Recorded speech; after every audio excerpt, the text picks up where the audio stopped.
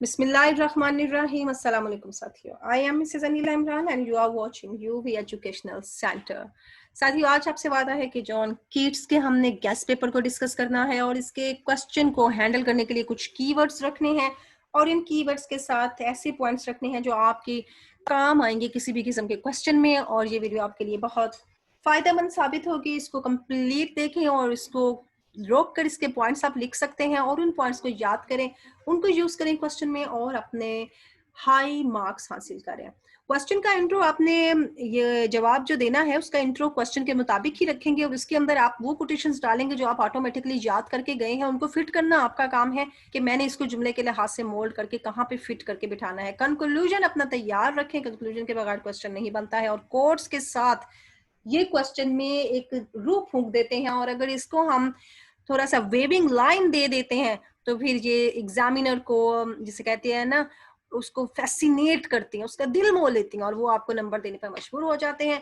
लिखते हैं जनाब, मोस्ट इंपॉर्टेंट क्वेश्चन किस तरह से हम इन्हें हैंडल करेंगे। सबसे पहला क्वेश्चन जो बाद में मैंने चेक किया है पूरे 10 ईयर्स से 15 ईयर्स के पेपर में, role of nature and role of art, इन्हीं को डिफरेंट तरीकों से पेश किया गया है। Thematical concept of Hyperion book 1, ये क्वेश्चन बहुत इंपॉर्टेंट है और इस क्वेश्चन ने भी पूरे 5 साल पेपर में अपनी जगह बना रखी है। और टू नाइटिंगेल और टू ग्रेशियनर, ये दोनों भी पॉइंट्स साफ नामों से भी आई हैं और इस तरह से भी आई है कि जनाब कोई भी 2 वर्ड्स जो है ना अपने हिसाब से लिख दें, 6 वर्ड्स में से उसका जायजा ले ले।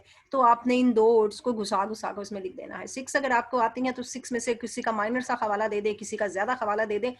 2 पे तो स्पेशली क्वेश्चन आ रहा है। जॉन कीट्स 1795 में पैदा हुए हैं और 1821 में इनका इंतकाल हुआ है। अब डेट ऑफ बर्थ याद करने का सबसे बेहतरीन तरीका ये होता है कि आपने देखना है कि इस सन में 95 में क्या हुआ था, 21 में क्या हुआ था। या तो हिस्ट्री की कोई डेट देख लें या अपने खानदान में किसी के पैदाइश की हैप्पी बर्थडे की कोई डेट देख लें तो आपको ये याद हो जाएगा। अगर आपकी बजाते खुद भी 1995 डेट ऑफ बर्थ है तो आप आसानी से याद कर सकते हैं।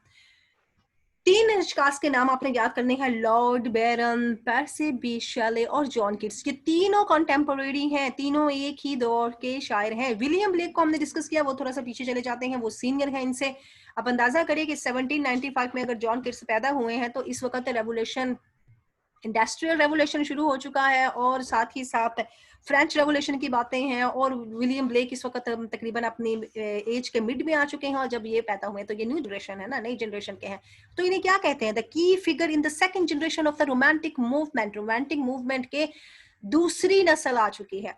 By the end of the 19th century, Keats became one of the most beloved of all English poets. अब 19वीं सदी के आखिर में, यानी अपनी पैदाइश के तकरीबन 200-250 साल बाद, ये बहुत ज्यादा बिलव्ड फिगर बन गए हैं और काफी मशहूर हो गए।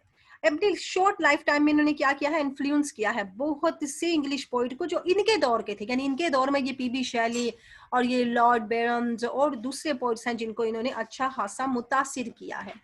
इंपोर्टेंट पॉइंट्स में देख लेते हैं। 150 पॉइंट्स लिखी हैं इन्होंने, ओकेजनल सोनेट्स भी लिखी हैं और अदर वर्सेस भी हैं इनके कैरियर में शामिल है। बजाते खुद विलियम शेक्सपियर और चौसर से बड़े मुतासिर नजर आते हैं। उनकी किताबें बहुत स्टडी की हैं इन्होंने।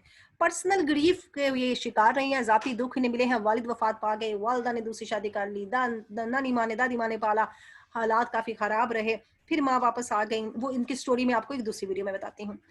अब इसने बताया कि जनाब अपने जो एज थी, वर्डिड थी, जिन्होंने इन्हें इनकी उम्र से ज्यादा बड़ा बना दिया। तजर्बात इन्हें छोटी उम्र में ज्यादा मिल गए थे और इनकी पोइट्री अपने वक्त से आगे की पोइट्री है। ये नहीं कि उन्होंने उसी दौर में रह के लिखी, इन्होंने तो सोशल बात की ही नहीं है ना। ये तो एस्केपिस्ट इसलिए कहलाते हैं कि जनाब इन्होंने माशरे के बारे में कोई पॉइंट नहीं उठाए हैं।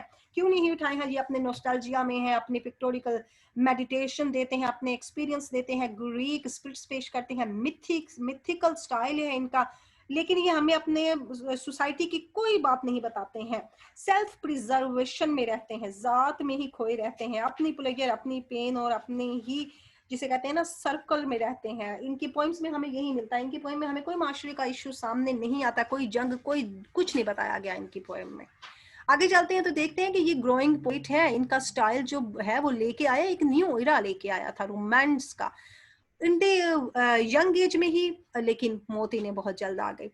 मैथ्यू ऑनवर्ड ने बड़ी अच्छी बात की है, बहुत आसान सी बात की, आपकी कोटेशन बहुत काम आ सकती है। Keats permanent place is with Shakespeare. चलें जी, वो शेक्सपियर के लेवल के शायर होते अगर वो जिंदा रहते तो। पॉपुलर पोएम्स में लेबल टेम सेंस मर्सी का नाम याद रखें, शबेलिया याद रखें, लामिया याद रखें, द एव ऑफ हिस्ट्री, एंजिन्स याद रखें, हाइपीरियन याद रखें, और ऑन ग्रेशियन अर्न। आपके सिलेबस में ये लास्ट 3 वाली शामिल है, और ऑफ द नाइटिंगेल और to a Nightingale.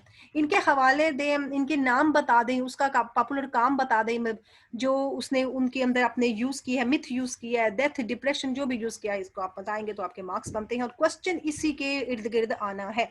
Kids friend, उसके फ्रेंड कौन से थे? Haydon describes him as a the ideal poet. बंदे का नाम याद रखने, हाइडन इजी नाम है, और quotation is super easy, as the ideal poet. ये मिसाली शायर के नाम पर ये शामिल होते हैं। कीवर्ड्स में देखेंगे जिनके गिर्द आपने अपना क्वेश्चन लेकर जाना है। कीवर्ड्स होते हैं कुछ ऐसे अल्फाज जिनको मद्देनजर रखते हुए आप अपना क्वेश्चन लिखेंगे, आप अपना एक ऐसे बनाएंगे। याद है आपको कुछ एक ऐसे दिए जाते हैं जिनके ऊपर चंद अल्फाज लिख दिए जाते हैं, और टीचर कहती है इन अल्फाज को घुमा फिरा कर जुमलों में इस्तेमाल करें और मुझे इस मौजू पे जुमला दे दे। ये कीवर्ड्स हैं हमारे जॉन कीट्स के। पोएटिक थॉट्स इनके बताएंगे, डेवलपिंग माइंड बताएंगे कि पहले जो थी इनका माइंड इतना डेवलप नहीं था, बच्चे थे, टीनेजर थे, लेकिन बाद में इनकी लास्ट उम्र की जो शायरी है वो डेवलप हो चुकी है। एक्टिव सर्च करते हैं, डीप अंडरस्टैंडिंग, समझते हैं माहौल को, जिस चीज के बारे में बता रहे हैं उसके एक ही अंडरस्टैंडिंग इन्हें रखते हैं। यहाँ तक कि इन्होंने वो उसकी शराब का बताया तो पर्पल कलर कहाँ रख के ठंडी की जाती है, ये सारी अंडरस्टैंडिंग होगी। मिल्टॉनिक इन्वर्जन इसका हाइपीरियन में हमें मिलता है।